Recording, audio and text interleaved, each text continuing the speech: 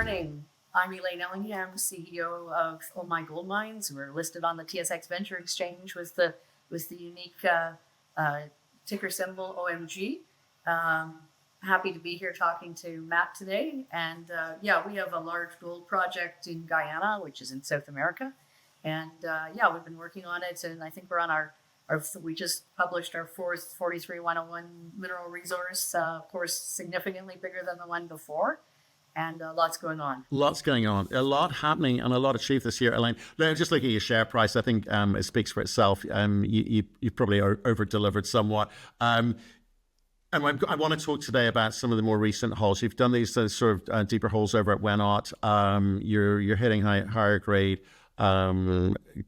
gold. But before we go there, talk to me about the beginning of this year. You obviously had a clear plan in mind. You had a bunch of stuff that you thought you needed to deliver, which probably explains some of these deep holes, higher grade deep holes that we're going to talk about in a second. Can you just sort of step back a bit, do a little bit of a review, give yourself marks out of 10? Right, absolutely. I'm not going to go too far back, but we actually did in 2024 we did our first PEA, our economic assessment, and it was just on about 43% of our resources at the time. But that didn't include the second deposit. So we decided we were going to keep drilling further on our Wenot deposit, which is the open pinnable deposit, a nice long shear hosted deposit, 2.5 kilometers long. So we were drilling on that in 2024. And then right at the end, we were drilling a little bit deeper right in the central part. And we started to hit some really wide intercepts. So I think we got the assays back early January of this year. And, intervals like 4.5 grams over 57 meters and 3.2 grams over 68 meters, quite astonishing results. And I would say the widest, best intercepts ever for Wenot. So we kind of looked and being a small company, we could pivot. So we decided, we should be pursuing these zones because when you're seeing things like that, you can add the ounces quickly. So we basically changed gears and just said, let's just see how big this thing is. So that was what 2025 was about. So we drilled with 3 drills. I think we added 4 in April, and then we did our 43-101 resource at the end of August. And it was quite amazing, Matt, because you have little targets in your mind, but in fact we went from 4.3 million ounces for the Omai project to 6.5 million ounces. So I mean, we even surprised ourselves. We were delighted, and it really does put it in a category of one of the largest undeveloped gold projects around. Well, absolutely, and obviously we're going to talk about it later in terms of you continue to drill, etc. But if I look at the kind of new PEA or integrated PEA with Wenot and Gilt Creek versus the original sort of pit only study, you made that decision in a very strong gold price environment. There will be changes to kind of capex and capex sequencing and mining method trade-off, but you feel this is the right time to go for scale. Yeah, I mean, I think projects like this, they're quite unique in that they're fairly robust grades as well. Wenot averages over 1.5 grams. For an open pit mine, that's quite quite impressive. So yeah, I think the gold price environment, I didn't plan that, Matt. It just happened, but it was a great time for it to happen. So regardless of the gold price, I mean, this project can handle a much lower gold price. It just ends up that it's going to be extremely robust economically in this environment. So what we're doing now is now it's all about getting to the next PEA. And just as you said, that next PEA is that much larger Wenot deposit, but also bringing in the Gilt Creek underground. That's only 450 meters away. So integrating those two into one mine plan, we're still we're just starting that process. But at the end of the day, we're probably looking at something that's maybe a 12,000, 15,000 ton per day mill, which is quite a large operation. Our old PEA was only 9,000 tons per day. And we knew that was probably not the end of the story. Right, but coming back to that kind of sequencing, you got a sense of how this thing kind of hangs together, with the kind of pit face sequencing initially with West Wenot as a starter pit to kind of optimize that cash flow. So that's why I talk about, capex sequencing. Do you feel that? Well, how do you envisage that? Yeah, I think the Wenot West, which comes to surface and was never previously mined, That's the logical place for the starter pit. And then it evolves and develops straight into the main part of Wenot.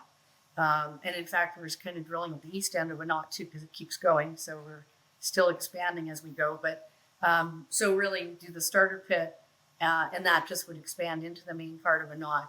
And probably would start the decline into the underground at Gilt Creek, 6 months, 8 months, a year after you're starting your underground operation, or your open pit operation. And then you do your development work. And so really the production from the underground is probably 2 to 3 years later than the open pit production. But because Wenot is so large, it could probably fill a larger mill in the short term. And that's why we're also looking at some satellite zones, as you know. Right. No, see, I guess the kind of the underground component in terms of how you time that. Do you intend to sort of introduce it kind of like midlife, or as a kind of earlier blend, kind of boost grade, reduce that payback period, all those kind of good things that bankers will be looking for when they're funding this? Yeah, I mean, I think a lot of operations that have the underground is staggered a little bit. There's just sort of logistics reasons for that, because a lot of the final drilling you have to do is done once you've got your decline and you're actually drilling from underground, because drilling from surface is very inefficient, not very cost effective. So if you've got enough, which we believe we do, between 300 and 600 meters depth to hold up the economics, then you get underground and you finish off the drilling and do your development work. Always takes a little bit longer. Yeah, and then I'm just thinking to things like, you are building potentially one of the biggest mines, certainly the biggest ounces in Guyana, but there are others too coming in there. It's certainly catching the eye somewhat. What's that doing in terms of government involvement and I guess permitting infrastructure when it comes to I guess speeding things up a little bit for you? You obviously got that kind of line approval on the I think it's about 30 kilometers away from you, isn't it? Things like that help. Road development helps. But what else is government doing for you, given this kind of really positive mining environment? Well, no, actually, thank you for asking that question, because that's actually, I'm in Guyana now at the Omai site, as you know. And part of the reason I'm here is because our permitting application, we got our environmental permit last November using that previous PEA, but we've applied for an EIA. So we have our application in, and so our next process is doing our community consultation. So actually somebody this morning just handed me the notice of that it's out for public comment. And in fact, I have community consultation meetings 2 weeks from now. And so at the end of that, that's basically all of the community consultation.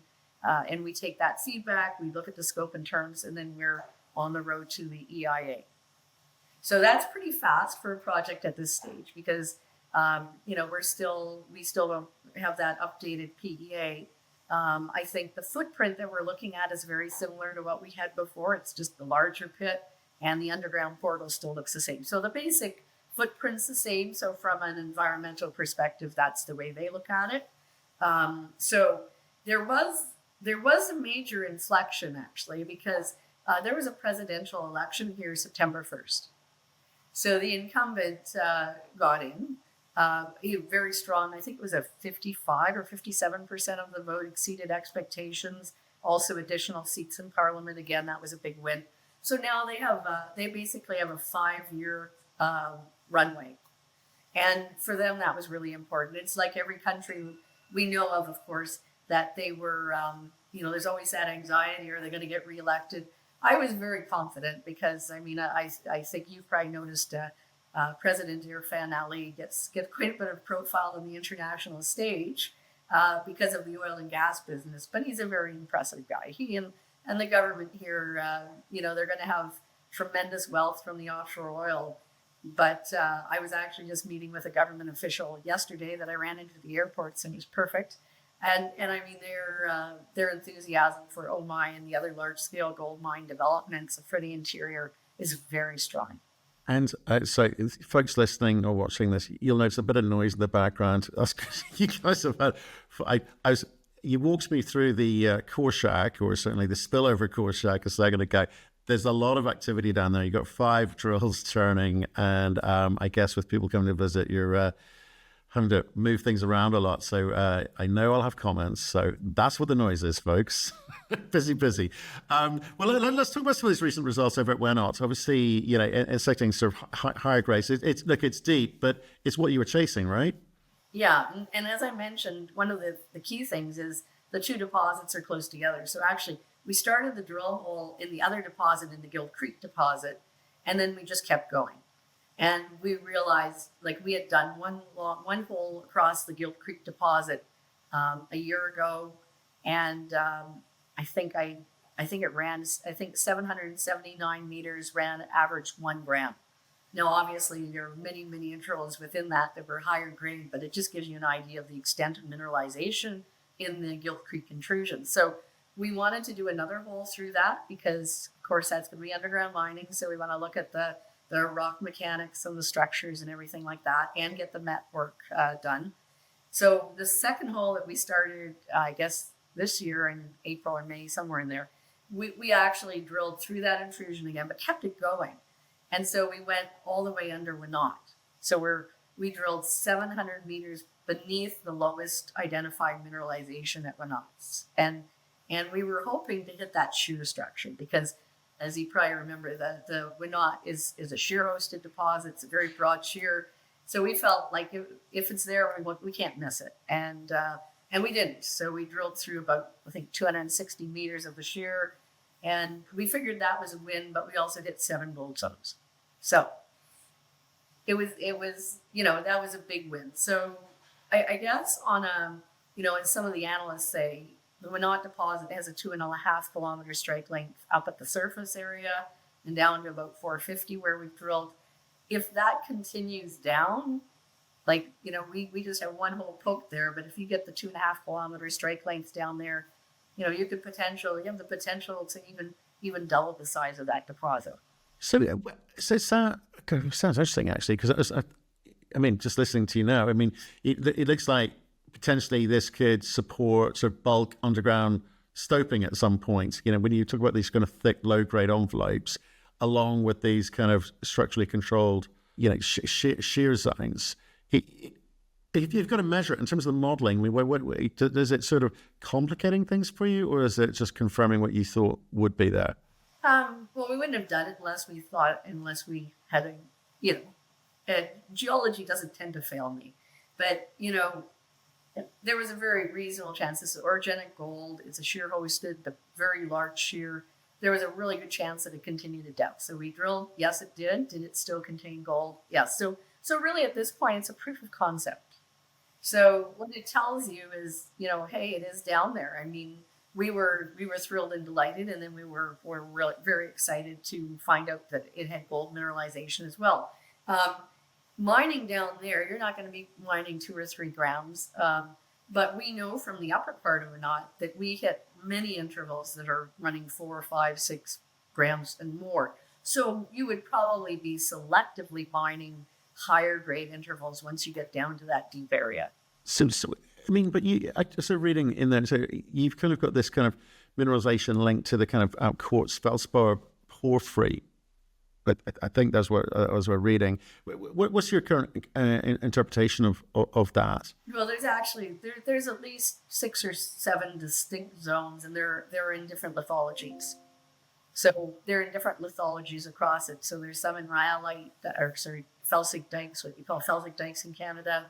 There's some in the quartz feldspar porphyry. There's some in quartz veins within the sediments. So there are multiple different types of mineralization across. That's the other reason why we figured it's so broad. Like it would be hard to miss if it was down there, and that's the other reason why we had a lot of confidence. But down there, I mean, even in the upper part, there are many areas in Wenot that are higher grade. So if you see that same thing down below, when you're mining deeper, you need higher grades. And so you would probably cherry pick those higher grades at depth.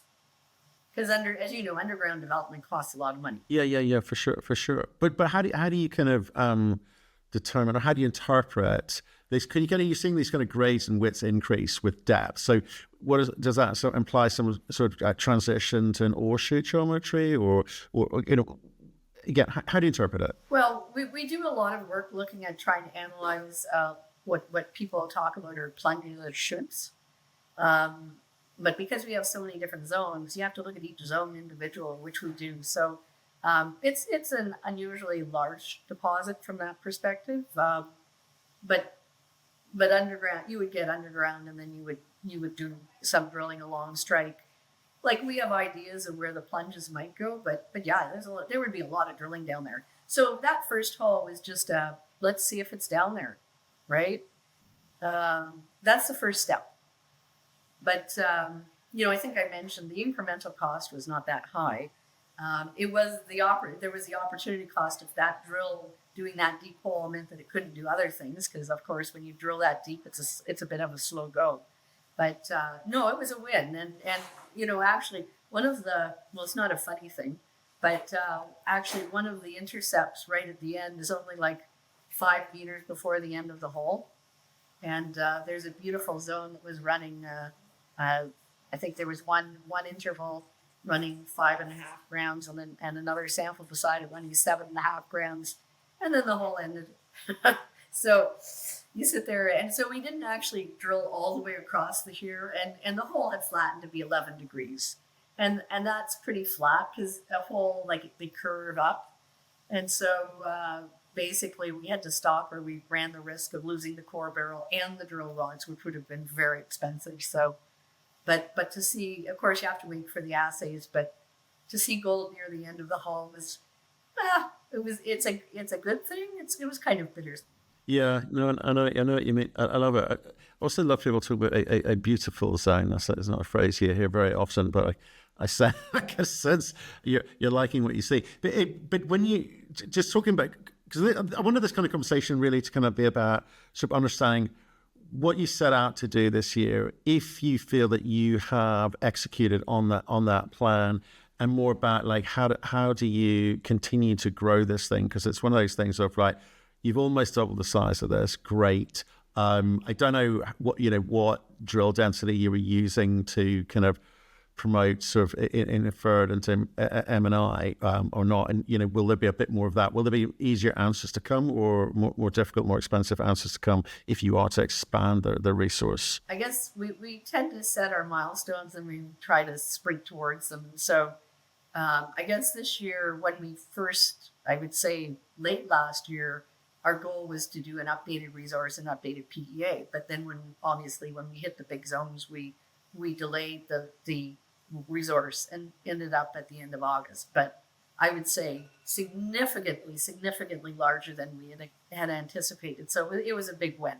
Now we're sprinting towards the PEA, the updated PEA. So this year, I think we're very happy. After, the other thing is on the once we finished that big resource at the end of August, about a month later, we did a $40 million financing. So, we're extremely well funded to see us through, several subsequent milestones, which is great. You never know where the markets are going, and, it's a volatile market. And so, we financed, I think, four times the price we did our previous financing early in the year. So very happy with that. Less than 5% dilution.